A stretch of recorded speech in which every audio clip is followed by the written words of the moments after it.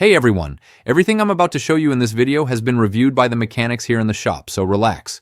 We're going to fix your car's issue together. If your Ford Explorer suddenly shows the message Park Aid Fault, don't panic. What the car is basically saying is, hey, the parking sensors aren't working like they should. This doesn't mean your brakes or engine are failing, just that the system that helps you park is taking an unexpected break. Before thinking about anything complicated, the first thing mechanics recommend is to clean the sensors. Yes, those little eyes on the bumper can get covered in mud, snow, salt, or dust. Several mechanics mention that simply cleaning them well with water and a soft cloth made the message disappear like magic. If the message persists after cleaning, the next thing to check is the wiring and connectors behind the sensors. Sometimes a loose connector or a pinched wire can interrupt the signal and shut down the system.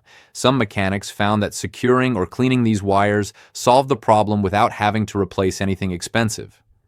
Another detail that many forget is that if you've recently worked on the bumper or near the sensors, like installing an accessory or even doing a deep cleaning, you may have accidentally moved a wire or sensor. This can make the system think there's a fault and disable the function until everything is back in place. Now, if the message keeps appearing, it could be that a sensor is starting to fail. Several mechanics confirmed that replacing just one faulty sensor brought the whole system back to life. The lesson here is that a single bad sensor can shut down the entire Park Aid. Finally, some owners report that the message can temporarily disappear by turning the car off and on or disconnecting the battery for a few minutes. But this only resets the system. It doesn't fix a genuinely damaged sensor or wire. It's a quick trick to get by, but it's not a replacement for the necessary repair.